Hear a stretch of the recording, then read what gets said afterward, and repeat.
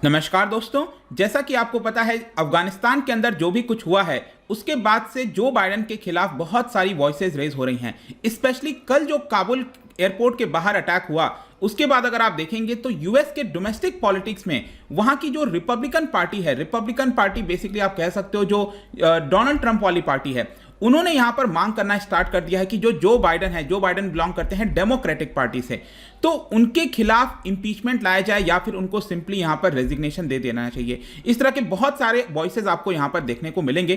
तो क्वेश्चन ये खड़ा होता है कि क्या उनको इंपीच किया जा सकता है, किस बेसिस पर किया जा सकता है, ओवरऑल प्रक्रिया क्या है इस समय, हम सबके बारे में जानेंगे। चलिए आगे बढ़ते हैं, लेकिन उसके पहले अगर आप यूपीएससी की तैयारी कर रहे हैं तो इसके बारे में सारी कुछ जानकारी आपको हमारे डिस्क्रिप्शन में तो मिल जाएगी, लेकिन उसके साथ साथ आप हमारे ऐप को डाउनलोड कर सकते हैं और वहां पर जितने भी कोर्सेज हैं बहुत ही अफोर्डेबल रेट्स पर आपको उपलब्ध करा दिए जाते हैं। चलिए देखते हैं एग्जैक्टली यहां पर हो क्या रहा है, हम क्यों इसके बारे में डिस्कस कर रहे हैं। जैसा कि आपको पता है कि जो काबुल एयरपोर्ट के बाहर अटैक हुआ उसमें जो अब लेटेस्ट खबर आई है कि 100 से ज्यादा लोगों की मृत्यु हो चुकी है और जो यूएस की फोर्सेज हैं उसमें 13 लोग मारे गए हैं एटलीस्ट। अब जाहिर सी बात है ये आज तक का सबसे बड़ा अटैक, इनफैक्ट 2011 के बाद से आप देखोगे तो यूएस की फोर्सेस के ऊपर सबसे बड़ा अटैक है ये। और इसको लेकर जो बाइडेन ने भले ही बयान दिया हो कि हम ढूंढ ढूंढ कर सबको यहां पर मारेंगे जिन्होंने भी ऐसा किया है, लेकिन जो रिपब्लिकन पार्टी है, रिपब्लिकन लॉ मेकर्स हैं, जो ओपोनेंट हैं, उनके द्वारा इस तरह के आप देख सकते हो कि मांग की जा रही है कि जो बाइडेन हो गए, कमला हैरिस, एंटनी ब्लिंकन, सभी को यहां पर रिजाइन कर देना चाहिए या फिर इंपीचमेंट फेस करना चाहिए। इंपीचमेंट बेसिकली आपको पता होगा भारत में भी ये शब्द इस्तेमाल किया जाता है जब राष्ट्रपति के खिलाफ जब उनको हटाया जाना है या फिर सुप्रीम कोर्ट के जो जजेस होते हैं उनको हटाना है तो इंपीचमेंट का शब्द का हम इस्तेमाल करते हैं। और इसी की वजह से आप देखिए जो रिपब्लिकन पार्टी के बहुत सारे मेंबर्स हैं, स्पेशली यहां पर डोनाल्ड ट्रंप का जो बयान आया था लेटेस्ट, उन्होंने ये कहा है कि it is the greatest military defeat of all time. Afghanistan के अंदर जो भी कुछ हुआ आज तक का सबसे बड़ा मिलिट्री डिफीट है यूएसए के लिए और इसी की वजह से यहां पर उनको डिसग्रेस में रिजाइन कर देना चाहिए। और इसके अलावा उनके पार्टी के बहुत सारे मेंबर, चाहे रिक स्कॉट हो गए, उनका एक ट्वीट आया था और उसमें इन्होंने ये कहा था कि mister Biden is not capable of discharging the duties of his office. तो यहां पर ऑफिस में अपनी ड्यूटीज नहीं निभा पा रहे हैं तो सिंपली उनको रिजाइन कर देना चाहिए। तो अब यहां पर क्वेश्चन आता है कि could Joe Biden be remove from the office, क्या वो राष्ट्रपति के पद से हट सकते हैं? देखिए कई ऑप्शन देखने को मिल सकते हैं, लेकिन स्पेशली यहां पर दो ऑप्शन की मैं बात करूंगा।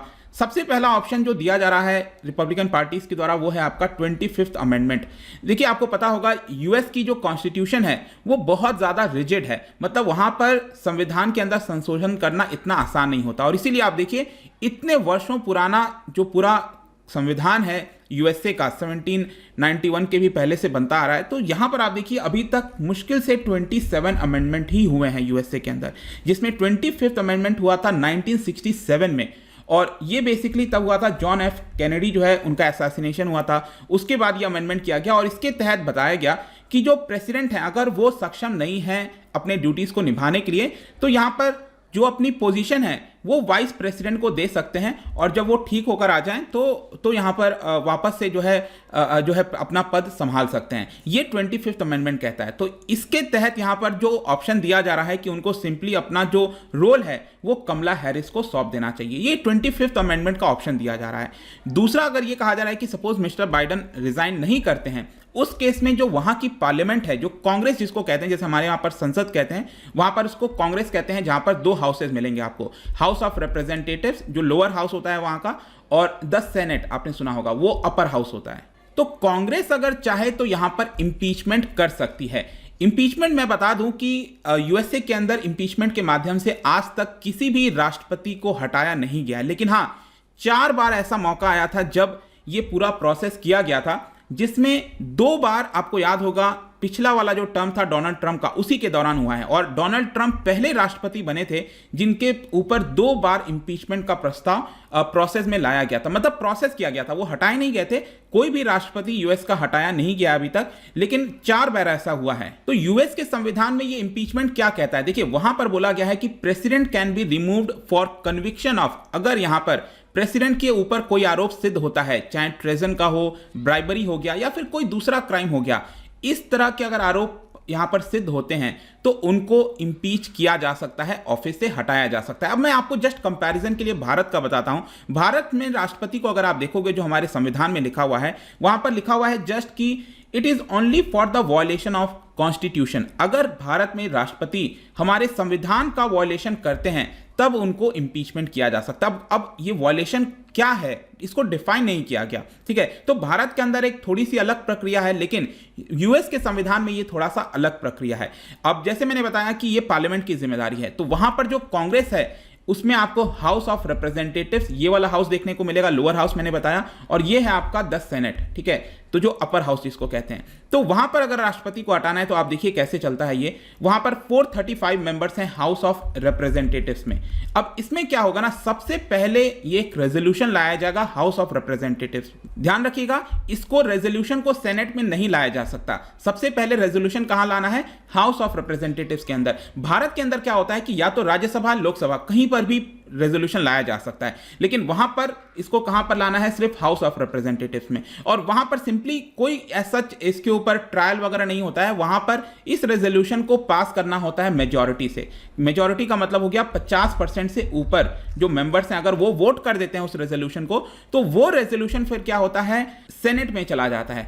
सेनेट में इसका ट्रायल चलता है, मतलब इसकी पूरी जांच चलती है कि जो आरोप लगाया गया है प्रेसिडेंट के ऊपर क्या वो सिद्ध होता है कि नहीं। और इस पूरे जांच को लीड किया जाता है वहां की सुप्रीम कोर्ट के चीफ जस्टिस के द्वारा। तो यहां पर आपको ध्यान रखना है कि ट्रायल चलता है सेनेट के अंदर और चीफ जस्टिस लीड करते हैं उस पूरे ट्रायल को, और जो आपके प्रेसिडेंट हैं वो अपने डिफेंस लॉयर वगैरह अपॉइंट कर सकते हैं, वो पूरा प्रक्रिया चलता है। लेकिन उसके बाद अगर सेनेट 2/3 मेजॉरिटी से उसको पास कर देती है, ध्यान रखिएगा सेनेट में 2/3 मेजॉरिटी चाहिए, हाउस ऑफ रिप्रेजेंटेटिव में जस्ट 50% चाहिए था। तो अगर सेनेट 2/3 मेजॉरिटी से उसको पास कर देती है तब फाइनली कहा जाएगा कि प्रेसिडेंट जो है वो ऑफिस से रिमूव कर दिए गए हैं। यही प्रोसेस है, और उसके बाद जितना भी समय बचा है वहां पर वाइस प्रेसिडेंट टेक ओवर कर लेंगे। सपोज 2 साल का समय बचा है, कार्यकाल बचा है, तो कमला हैरिस यहां पर 2 साल के लिए प्रेसिडेंट बनी रह सकती हैं। तो ये पूरा प्रोसेस चलता है। लेकिन अब क्वेश्चन ये आता है कि क्या ये पॉसिबल है जो बाइडेन के केस में। अगर आप नंबर्स देखोगे, जैसे हाउस ऑफ रिप्रेजेंटेटिव्स देखो,